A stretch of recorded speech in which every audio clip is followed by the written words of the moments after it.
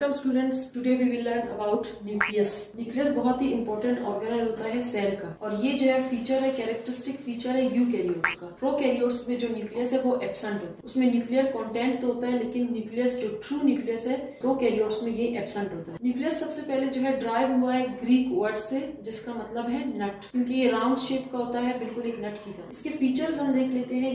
Microscope में जो है ये सबसे ज्यादा यही नजर आता है, प्रोमिनेंट नजर आता है सब ऑर्गेनल से ज्यादा, क्योंकि इसका साइज बड़ा होता है। इसका जो डायामीटर होता है वो 10 नैनोमीटर का होता है, इसीलिए ये इजीली नजर आता है अंडर माइक्रोस्कोप। और इसकी लार्ज साइज की वजह से ये जो है मूव नहीं कर सकता by the streaming movement of cytoplasm. जो सेल का साइटोप्लाज्म होता है वो मूव कर रहा होता है, और उसकी मूवमेंट से जो मल्टीपल हमारे पास ऑर्गेनल्स है वो भी मूव कर रही होती है, एक्सेप्ट न्यूक्लियस। डिफरेंट जो सेल्स होते हैं उनमें जो न्यूक्लियस का नंबर होता है वो डिफर करता है। कुछ सेल्स में इसका नंबर 1 होता है, कुछ सेल्स में मोर देन 1 न्यूक्लियाई होते हैं। न्यूक्लियस को सिंगुलर जो है न्यूक्लियस कहते हैं, अगर इसके प्लूरल मतलब मल्टीपल 2 या 2 से ज्यादा न्यूक्लियस हो तो उन्हें हम क्या कहते हैं, न्यूक्लियाई। तो अगर एक सेल में एक न्यूक्लियस होगा वो सेल कहलाएगा mononucleated. Mono means 1, nucleated means 1 nucleus. और जो 1 से ज्यादा है उसमें बाइन्यूक्लिएटेड आता है, और अगर 2 से भी ज्यादा है, 3 या 4 या 5, तो उसे हम क्या कहेंगे, मल्टी न्यूक्लिएटेड। अब हम देखते हैं कि ये जो न्यूक्लियस की पोजीशन है ये सेल में होती क्या है। सेल हमारे पास अगर हम यूकैरियोट्स को देखें तो मोस्टली जो है प्लांट सेल्स और एनिमल सेल्स होते हैं जिन्हें हम स्टडी करते हैं। प्लांट सेल्स में ये न्यूक्लियस जो है साइड पर पड़ा होता है, क्योंकि सेंटर में एक लार्ज वैक्यूल होता है, जबकि एनिमल्स में जो है ये न्यूक्लियस है ये सेंटर में है। ये जो है डिस्कवर हुआ था 1831 को by Robert brown. Robert brown ने जो है इसे डिस्कवर किया था। याद रहे ये जो न्यूक्लियस है ये सेल का न्यूक्लियस है, इसको डिस्कवर किया था रॉबर्ट ब्राउन ने। एक और न्यूक्लियस होता है जो कि एटम्स में प्रेजेंट होता है, उसको जो डिस्कवर किया था वो रदरफोर्ड ने। इसके कुछ और फीचर्स देखते हैं। सबसे पहले जो है न्यूक्लियस का जो मेम्ब्रेन है उसे हम कहते हैं न्यूक्लियर मेम्ब्रेन, और इसके साइटोप्लाज्म को हम कहते हैं न्यूक्लियोप्लाज्म। इसमें मल्टीपल एंजाइम्स होती है जो डिफरेंट जो है प्रोसेसेस परफॉर्म कर रही होती है, जैसे कि DNA replication, RNA synthesis from DNA जिसे हम ट्रांसक्रिप्शन कहते हैं। तो इन सब प्रोसेसेस में और फिर सेल डिवीजन में भी काफी रोल होता है इन एंजाइम्स का। इसके अलावा जो है न्यूक्लियस में एक और स्ट्रक्चर प्रेजेंट होता है जो बहुत ही इंपॉर्टेंट है, और जितने भी बॉडीली फंक्शंस है वो सब कंट्रोल यही करता है, जिसे हम क्या कहते हैं, क्रोमेटिन। इस पर जो है एक मैंने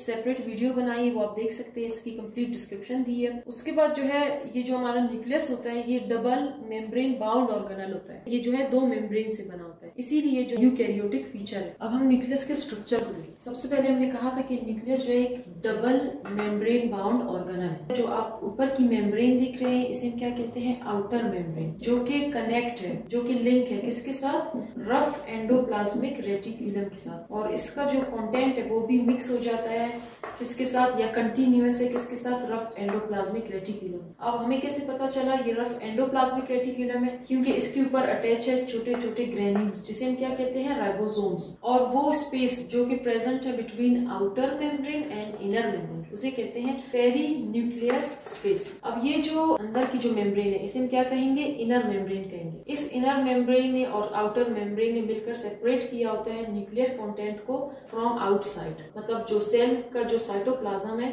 उसके कंटेंट से सेपरेट किया है इनर न्यूक्लियर कंटेंट को, किसने, इस डबल मेम्ब्रेन में। अब ये जो डबल मेम्ब्रेन है इसमें जो है पोर्स प्रेजेंट है, मल्टीपल पोर्स, जिन्हें हम कहते हैं न्यूक्लियर पोर्स। और जो इमेच्योर सेल्स होती हैं उनमें ये न्यूक्लियर पोर्स काफी ज्यादा होती हैं, क्योंकि जो इमेच्योर सेल है उसने काफी फंक्शन करना पड़ता है, इसीलिए उसको ज्यादा पोर्स की जरूरत है ताकि मटेरियल्स इजीली ट्रेवल कर सके across the membrane of nucleus. तो उसमें पोर्स ज्यादा होती है, जैसे कि हमारे पास जो एग सेल है उसमें 3000 to 4000 न्यूक्लियर पोर्स प्रेजेंट होती है। लेकिन जो मेच्योर सेल्स होती है, अगर हम अपने आरबीसीज की एग्जांपल लें या कोई भी मेच्योर सेल है, तो उसमें जो है 3 to 4 पोर्स होती है। वो न्यूक्लियर पोर्स जो कि 3000 थी वो कम होते होते 3 to 4 हो जाती है, क्योंकि अब जो है सेल जितना कंस्ट्रक्शन का काम था वो हो चुका है। अब थोड़ी सी जो है इसकी मॉडलिंग करनी होती है, थोड़ा फंक्शन करना होता है सेल को, तो उसमें न्यूक्लियर पोर्स की ज्यादा जरूरत नहीं होती, तो बाकी न्यूक्लियर पोर्स डिसॉल्व हो जाती है, खत्म हो जाती है, सिर्फ 3 to 4 जो है न्यूक्लियर पोर्स रह जाते हैं। अगर हम इसके इनर कंटेंट को देखें, इसके इंटरनल एरिया में जो इसका साइटोप्लाज्म होता है या फ्लूइड होता है उसे हम कहते हैं न्यूक्लियोप्लाज्म। और इसमें जो है ये जो आपको ग्रीन कलर का नजर आ रहा है ट्विस्टेड या फिर हेलिकल स्ट्रैंड, इसे हम कहते हैं क्रोमेटिन। ये जो है अनडिवाइडेड सेल में इतना ही थिन और थ्रेड लाइक नजर आता है, और जो डिवाइडिंग सेल है उसमें जो है ये डुप्लीकेट होकर जो है हमारे पास कंडेंस्ड क्रोमोसोम्स बना। ये क्रोमेटिन अटैच होता है इनर मेम्ब्रेन के साथ through nuclear layman's. Nuclear layman's जो है हमारे पास इंटरमीडिएट प्रोटीन्स होते हैं। अगर आपने साइटोस्केलेटन की वीडियो नहीं देखी तो आप देख सकते हैं, उसमें मैंने इंटरमीडिएट फिलामेंट्स का बताया, उसमें न्यूक्लियर लेमिन्स होती है। तो ये क्या करती है, एंकर करती है क्रोमेटिन को इनर मेम्ब्रेन के साथ, न्यूक्लियस के। उसके बाद जो है ये आपको छोटा सा रेड ग्रैनुलर स्ट्रक्चर नजर आ रहा है जो कि है हमारे पास न्यूक्लियोलस। ये न्यूक्लियोलस क्या है, ये नॉन मेम्ब्रेनस होता है, इस पर कोई मेम्ब्रेन कवरिंग नहीं होती और ये बना होता है राइबोसोमल आरएनए प्लस प्रोटीन से, राइबोसोमल प्रोटीन। और ये न्यूक्लियोलस ये जो है बनाता है हमारे पास राइबोसोम को। तो हम कह सकते हैं कि प्रोटीन फैक्ट्री कौन है, राइबोसोम, और राइबोसोम की फैक्ट्री कौन है, न्यूक्लियोलस। अब अगर हम इस जो न्यूक्लियर पोर के स्ट्रक्चर को थोड़ा सा और एलेबोरेट करें, ये जो आपको न्यूक्लियर पोर नजर आ रहा है ये जो है एक कॉम्प्लेक्स से बना, वो सिमिलर है बास्केटबॉल के। उसमें सबसे पहले जो है हमारे पास ये इसका बास्केट होता है, ऊपर जो है उसकी बास्केट रिंग होती है, और बास्केट रिंग के बिल्कुल ऊपर हमारे पास क्या होता है, सेंट्रल पोर, जिससे जो है मटेरियल्स मूव करते हैं अक्रॉस द मेम्ब्रेन। इस बास्केट रिंग के ऊपर जो सेंट्रल पोर है, बिल्कुल इसी सेंट्रल पोर के ऊपर जो है पड़ा होता है एक और साइटोप्लाज्मिक रिंग। ये वो रिंग है जो साइटोप्लाज्मिक एंड पर प्रेजेंट होता है, इसीलिए इसे क्या कहते हैं, साइटोप्लाज्मिक रिंग। और इस रिंग से कुछ स्ट्रैंड्स निकली होती है, कुछ प्रोजेक्शंस, जिन्हें हम कहते हैं साइटोप्लाज्मिक फिलामेंट्स। तो ये था न्यूक्लियस के स्ट्रक्चर के बारे में। आई होप आपको समझ में आ चुका होगा। अब तक के लिए अल्लाह हाफिज।